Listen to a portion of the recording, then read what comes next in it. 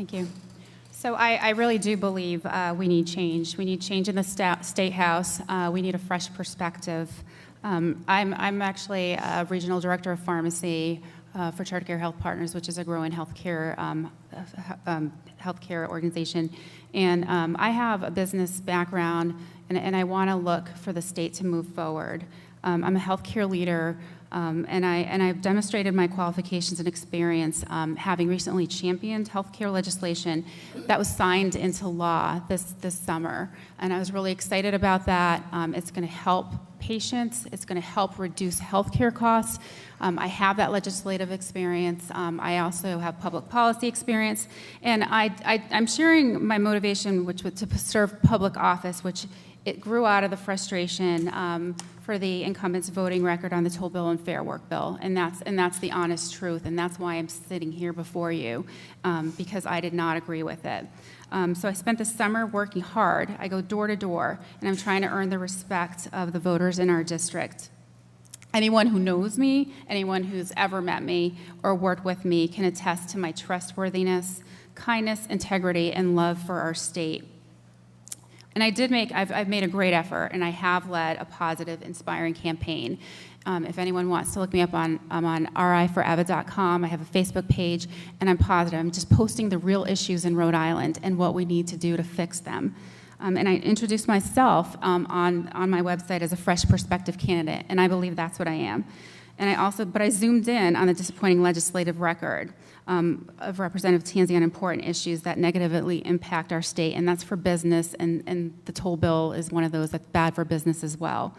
And so I believe as a public servant, your voting record is fair game, and people need to be accountable in the State House for how they vote on legislation. We don't want to devastate our business community. We want to make it grow. I mean, when you make your businesses grow, you're going to get more jobs, and that's going to grow the economy, and that's going to help Rhode Island. And we really need help in Rhode Island. We need to fix it, and we need to move from the rankings from the dead last to higher up. Let's look at the states that are doing well. Let's look at what they've done, and let's figure out how to do it. Because I'm frankly sick of seeing Rhode Island being ranked last, worst, top of the list for the things that we don't want to be top of the list, or near top of the list for things that we don't want to be top of the list for. So on September 13th, voters will decide who will be on the ballot unopposed. If I'm elected, I will focus on championing the triple aim of healthcare and introducing and improving the business climate in Rhode Island. Thank you. So I humbly ask for your vote on September 13th. Candidate 2. Thank you. It has been an honor and a privilege to represent the people of Wakefield, Peacedale, and Narragansett for the past 6 years. And every day, I work hard to make this community a better place to live and work. Every place I see an opportunity and an opening, I create opportunities to make my constituents' lives better, like the bright orange flags at the crosswalk for the Peacedale Library to the Village Green, so children can safely cross, and the $10 million bike bond to finally bring the South County Bike Path all the way to the beach, and the new 24 transit trips on RIPTA that I negotiated when URI said it was going to be a part of a joint nursing education center. And when residents call me to do something to help relieve the issues created by the presence of college students in their neighborhoods, I listen, I research, and I negotiate with the university to change policies to benefit those on all sides. I've proposed changing the policy for freshman housing, changing the policy for cars on campus, providing students with transit passes. These are not solutions that are brought to me by others. These were ideas that presented themselves when I studied the problems, and I'm committed to fixing them. That is the type of leadership I bring to the position, and thoughtfulness, which I approach the process, and the commitment that I have to the community. I do want to just take a moment to address something that Eva had just brought up, and that's a bill about scheduling. And I want to be absolutely crystal clear on this. I did not write this bill, and I never advocated for its passage. I supported the larger goals of protecting workers' rights, retail workers' rights, from big chains like Walmart, who maximize their profits on the back of low-wage workers. I supported the concept of punishing bad actors, and I never intended for it to have an impact on our small businesses and our local businesses. And like our Attorney General and many other attorneys general throughout the country, I was willing to stand up to these big box retailers and demand that they do the right thing. However, I did not read the bill closely enough. I accept that. But the moment my landscaper friend called me and explained to me the process, the problem that would create for him, I changed my stance. So, as I said earlier, being a legislator is being responsive to constituents, and part of being a successful legislator is being able to see things through their eyes and adapt. The truth is that bill never saw the light of day because I spoke out against it. It never had a hearing. It was never even under consideration. And I will never let false pride stand in the way of doing the right thing like I did here. But to sit here and say I'm anti-small business is going beyond and is ignoring the facts. Thank you.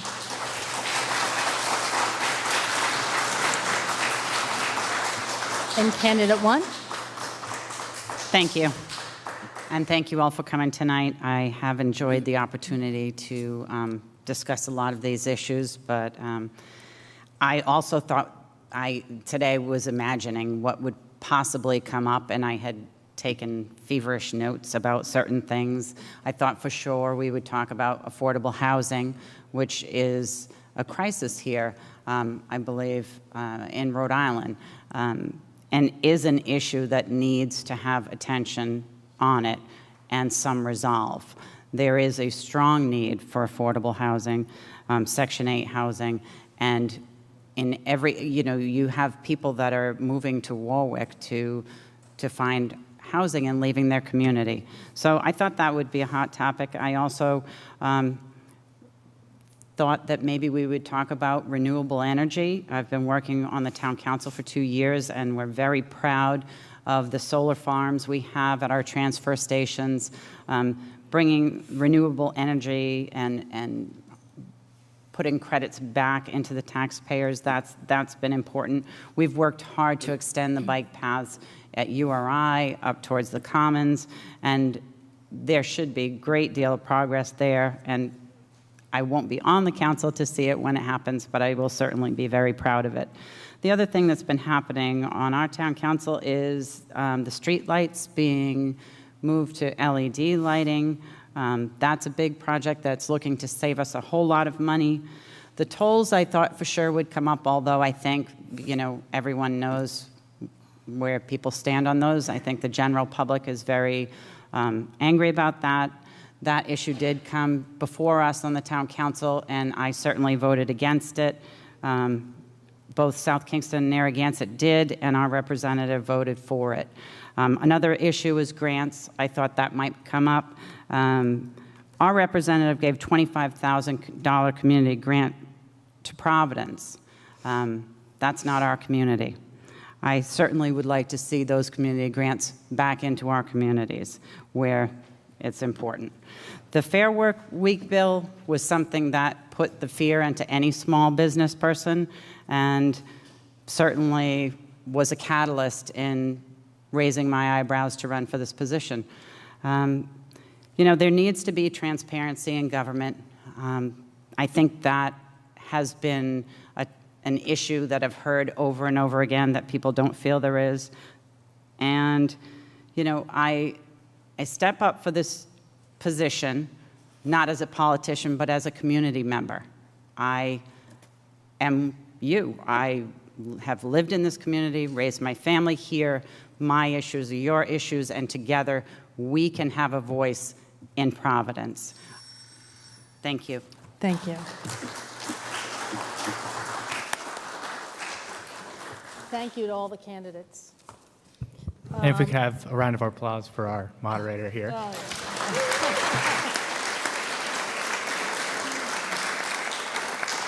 you still have to sit through a few thank yous. I do have a few thank yous. Once again, I want to thank our sponsors, the Narragansett Times and the Narragansett South Kingstown Patch. thanks again to Ben and Mark for their support and participation tonight.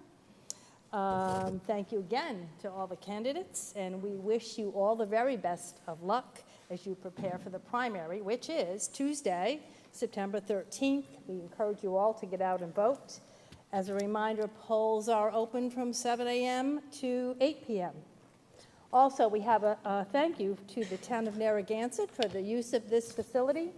A special thank you to the Narragansett Town Clerk, Ann Irons, and the town manager's executive assistant, Patty Russa, they have both been exceedingly helpful in scheduling this forum. Special thank you also to Joanne Johnson, who is the public access coordinator from PEGRI.TV, and she's helped support in broadcasting this event. Thank you, Dan Holland, our cameraman. And as a reminder, this forum was streamed live and will be broadcast on these dates: Friday, September 2nd at 7:30, Tuesday, September 5th at 5, and Wednesday, September 7th at noon. And that's on channel 17 for Cox customers, and I was corrected, I guess it's channel 28 for Verizon customers. Thank you for being a terrific audience, and I wish you well tonight. Thank you for coming.